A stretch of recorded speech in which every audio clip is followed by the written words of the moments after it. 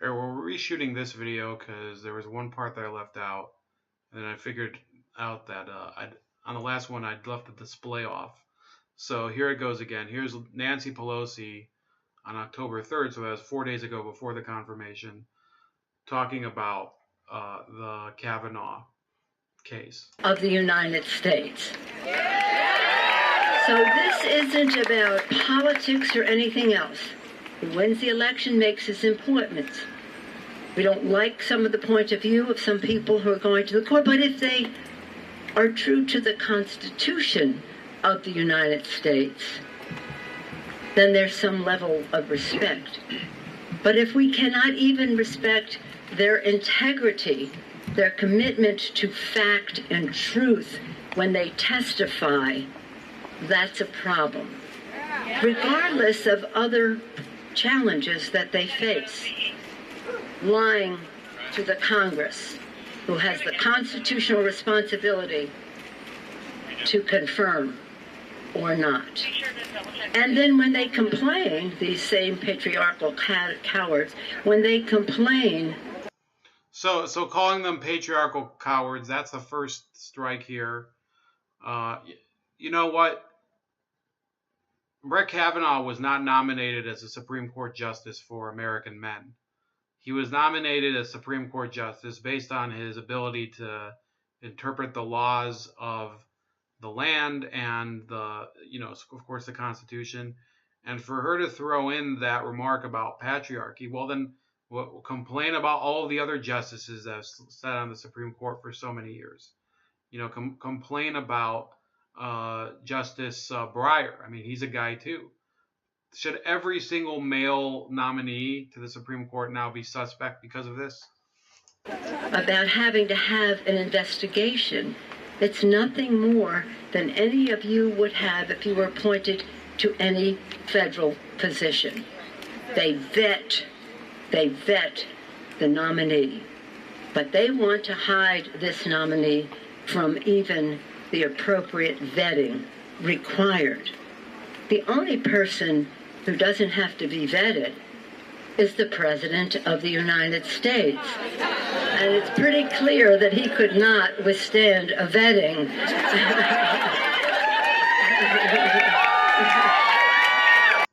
So she says that even as, with all of the things that they try to throw at him and get to stick to him, the nominee that she supported is a person, Hillary Clinton, who has lied before Congress, who has said things that, and has also lied to the public. There's a person, Hillary Clinton, that has a public and private positions with regards to Goldman Sachs and with regards to corporate banking, a person who voted for the Iraq War and then later claimed that she was one of the people that was one of the main proponents against it, one of the main opponents of it, I should say. So how can somebody like Nancy Pelosi then accuse anybody? I don't care if it's Trump. How could she accuse anyone else of being, unable to be vetted when she supported people who are basically just cardboard cutouts for special interests? That's Nancy Pelosi's entire career. And he talks about being in love with Kim Jong-un and thinking Kavanaugh is a great guy, upstanding, this or that. I guess there's a similarity that people have with the people that they respect. Crazy about Putin, in love with Kim Jong-un, thinks Kavanaugh is a great, upstanding person. Well, you know what? He doesn't even know what he's talking about. So I come to you with sharing the concerns that we have about truth being the order of. So when she's comparing Kavanaugh to Kim Jong-un or Vladimir Putin, you have to realize how ridiculous the statement is. The two functions are completely different. These are two functions of the president. The president of the United States is not the House, the Speaker of the House. It's not the Senate Majority Leader. The president of the United States has to conduct diplomacy and international relations with foreign leaders, whether it's Putin or Kim Jong-un or Emmanuel Macron. He doesn't get a choice, and he has to make diplomatic statements about them if he's not at war with them. It's ridiculous. You cannot have. This is what I don't understand. You had Barack Obama, who for 8 years basically kissed the ass of several world leaders, including the leaders of Saudi Arabia. He also, for that matter, he had excellent relations with Putin for several years, and never really stood up to him. Never did anything substantial to curtail Putin's actions. And Pelosi never objected once. She basically let Obama get away with everything. If she had a problem with Vladimir Putin um, for so long, why didn't she object to Obama's hands-off approach to him as well? And indeed, we're seeing under Trump. In fact, I would say that Trump has to be more conciliatory towards Russia. We have to have probably some sort of summit to figure out exactly what to do to end foreign intervention in Syria. That's what I think would be the proper action. But Nancy Pelosi will never tell you that, because this is, contrary to what you said at the beginning, this is about politics, and this is about voting. Of the day, dignity of the court, something that we all withhold. Respect for Dr. Blasey Ford, for her courage, for speaking out for herself and also for others who have suffered similar allegations.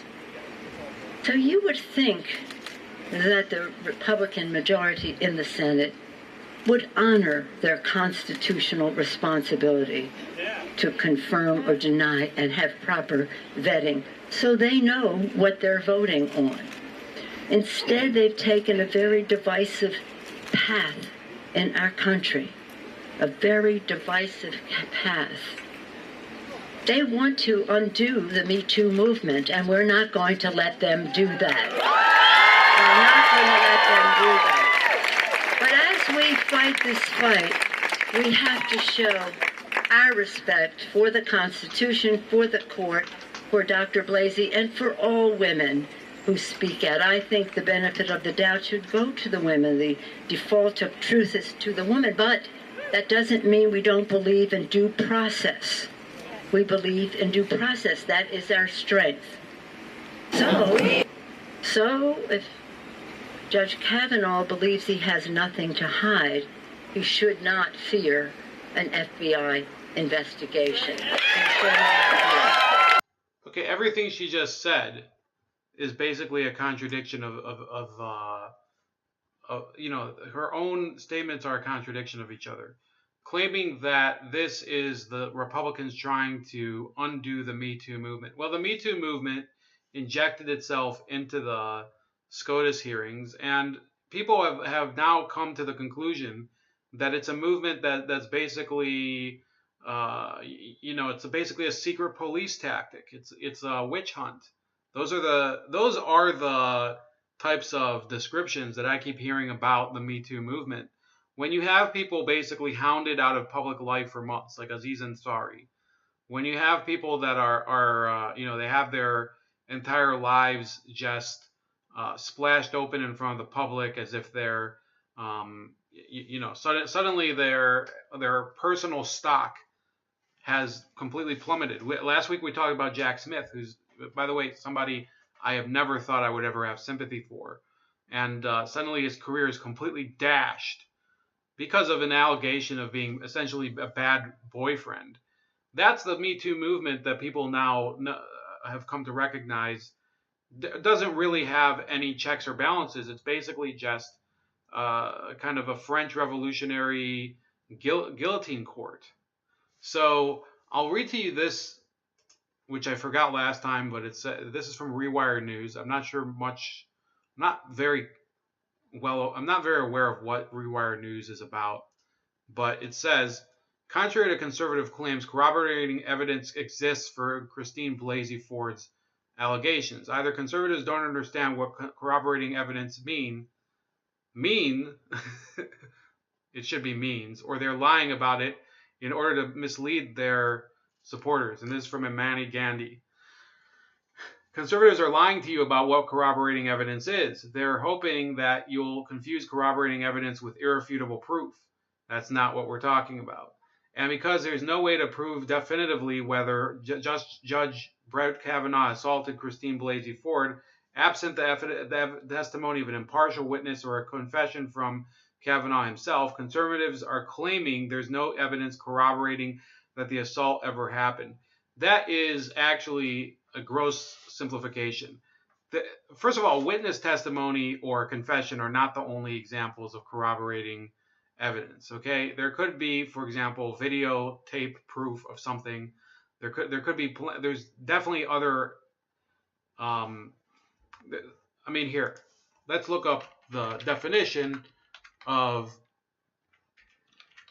corroborating evidence. So this is from vocabulary.com. Okay. A collection of facts and information that backs up someone's story. In a court of law, corroborating evidence is used to uphold the testimony of witnesses. If you swear before a judge that you saw a suspect in front of a convenience store at a certain time, the store's security video might be corroborating evidence of your testimony. So that's exactly what I just said. Okay? And notably, even if one of Ford's friends witnessed an assault, conservatives would discount that too. Well, you don't know that because that's not what happened. None of her friends corroborated. None of them witnessed the assault. None of them even said that they were at the party. Ford's friend might be lying to protect her, after all. What conservatives reportedly want is a dispassionate, neutral third party, one with no political or personal motivation, who can step forward and say, I saw Brett Kavanaugh assault Christine Blasey Ford. Without that clarity, conservatives maintain that this is a smear job, and they're using that argument as an excuse to deny the mounting reasons that Brett Kavanaugh should not be on the U.S. Supreme Court bench. No, there is no mounting reasoning. The reasons to begin with were Roe versus Wade and the war on women. And to add to that, they started this Me Too circle jerk that has been going on. That doesn't make any sense because there's absolutely no credible witness testimony that can substantiate the claims of any of the claimants, any of them, whether it's Christine Blasey Ford or Julie Swetnick or the other woman whose name escapes me. I think it was something Rodriguez. Interestingly, they claim it's a smear job while at the same time saying they believe Ford, which is an untenable and absurd position. So I actually had a discussion about this on Friday with a friend of mine who I often talk about with these issues, who happens to be kind of a conservative, but not much of a Trump conservative, although he does like some of Trump's positions. And we were having this back and forth, and my friend said, well, Christine Blasey Ford is a credible witness. And I said, well, what do you mean? I didn't believe any of it. I thought it was all kind of bullshit. And we kind of like debated it back and forth and finally understood what he meant. If you look at her as, just a performance and the way she delivers, here it is, Deborah Ramirez. So if you look at it as just somebody delivering kind of a story and look at her actual behavior, it can be a credible witness because she looks sincere and she acts like a traumatic victim of a crime. However, the story itself is not credible. And that's the difference. The witness may be credible, but the story and the account, that might be redundant, but the account of the events does not sound credible because she can't remember any of the relevant facts. And this is something that's been gone over time and time again, whether it's the issue of how she got there and how she got back home and what day of the week it was and what was the date of it and where it was, what city it was in. None of it exists.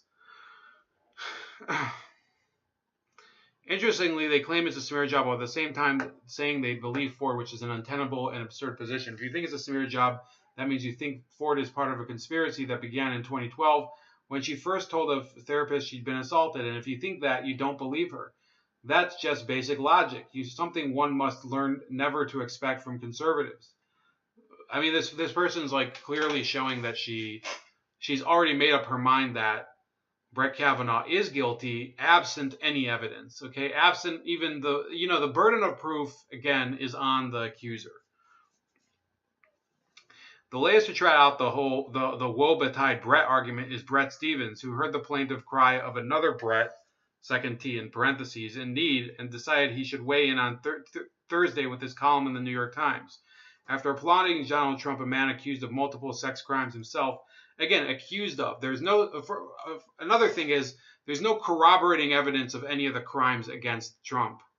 For bullying Ford and those who support her, Stephens dismisses the claims of each of Kavanaugh's alleged victims as uncorroborated.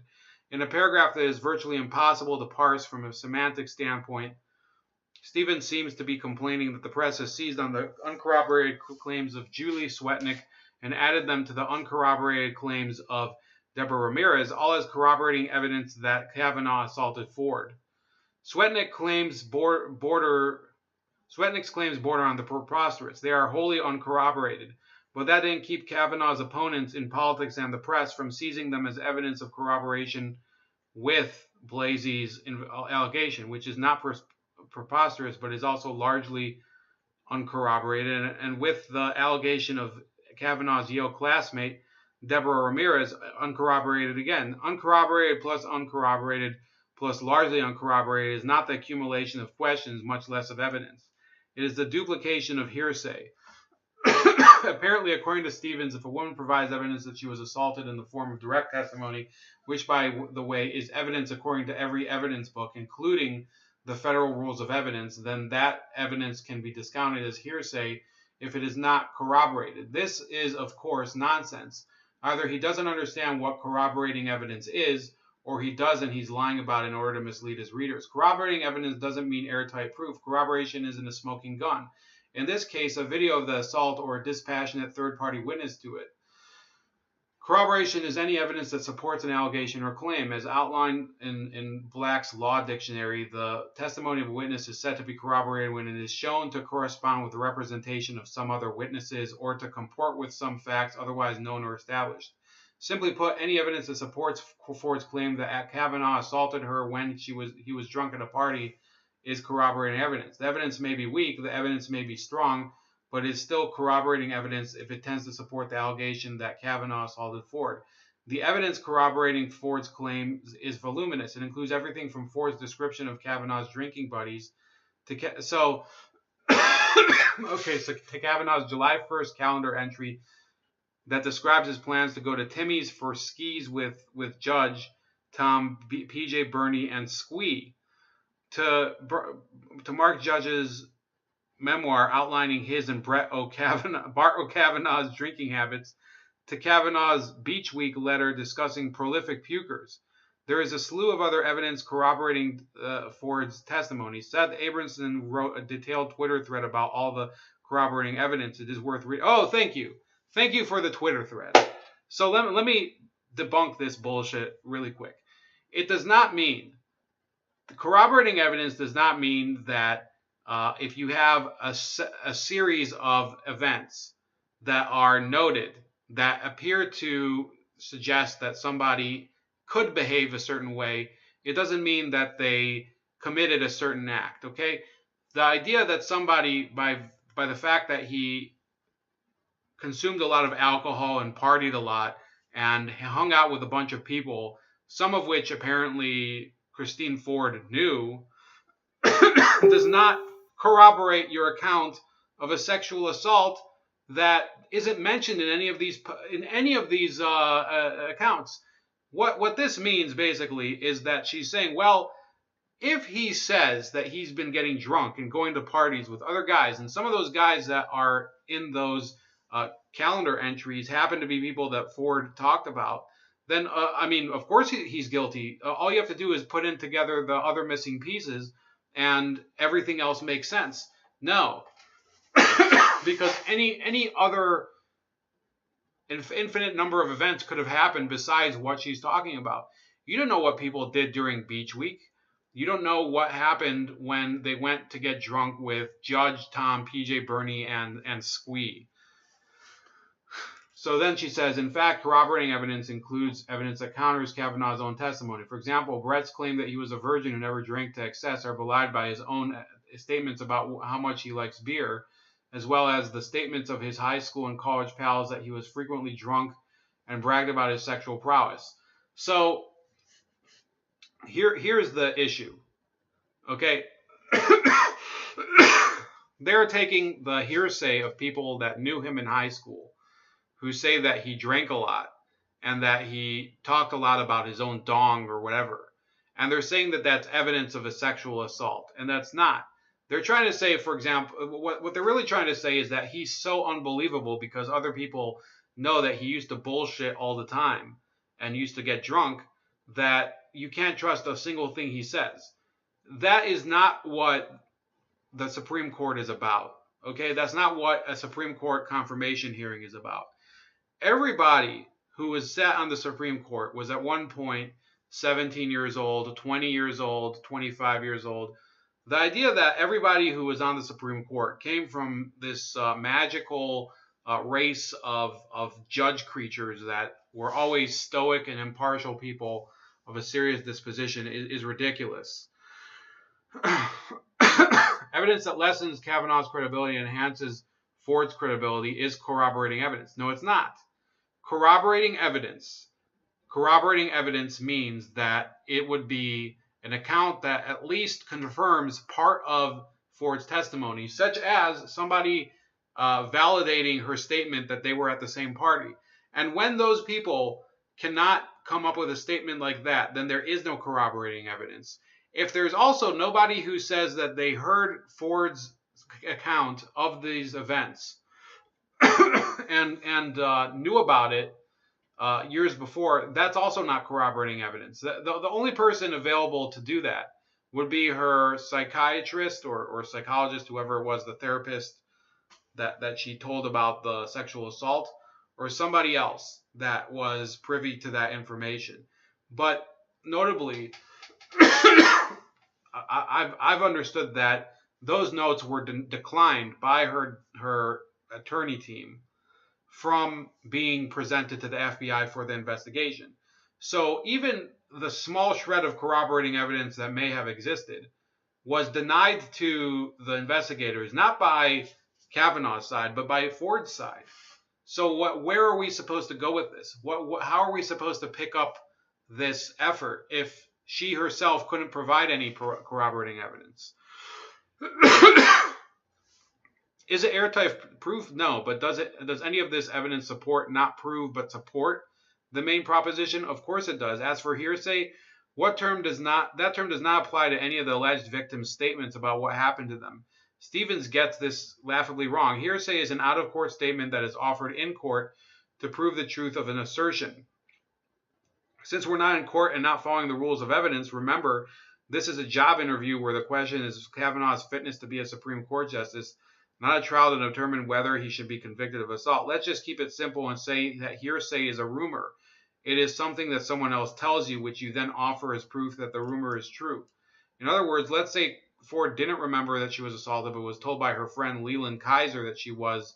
At the hearing, if Ford had said, I was assaulted and I know that happened because Leland told me, that would be hearsay. Ford would be offering a statement from a friend saying, this happened to you in order to prove the assertion that this happened to me. But Ford's testimony about what happened to her based on her own recollection is direct evidence. It may not be enough direct evidence to convict Kavanaugh at trial.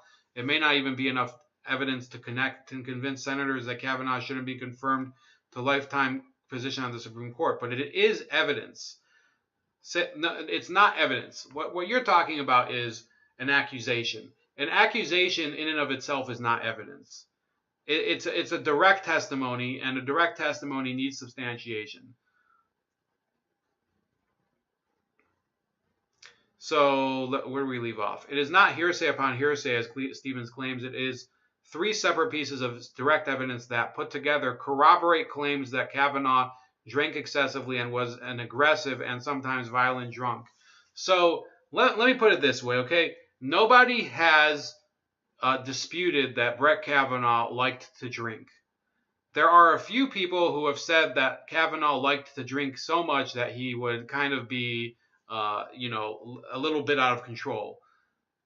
And then there are 3 people who have claimed that Kavanaugh would do lewd things while he was drunk, one of which was a sexual assault against Christine Ford. The other one was Ramirez's statement that he showed her his winky. And the other one was Julie Swetnick's statement that she went to numerous parties where she saw him engaging in gangbangs. Now, the third allegation would need a lot more substantiation than just Julie Swetnick.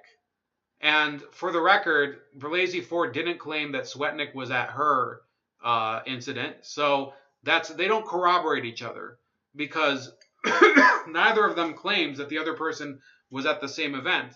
So they would have to be talking about 2 separate events. Therefore, they can't corroborate each other because we're not talking about the same incident. Okay, I hope that's clear. So when conservatives say there's no corroborating evidence, they're not being honest. When they try to discount Ford's testimony about what happened to her as a hearsay, they are not being honest. In his op-ed, Brett Stevens is not being honest. Conservatives should just admit that all the corroborating evidence in the world isn't going to make them change their minds. Certainly, the limited scope of the FBI investigation, the recent moves forward by the Senate suggest they're not interested in finding the truth, only in placating the public. And besides, whether Kavanaugh assaulted Ford is not even the crux of the issue anymore. The point is that Kavanaugh told a series of provable lies and gave explanations for his behavior in high school and college in a way that was belligerent, partisan, and ultimately not credible. So I want to ask: was the questioning itself partisan, or was it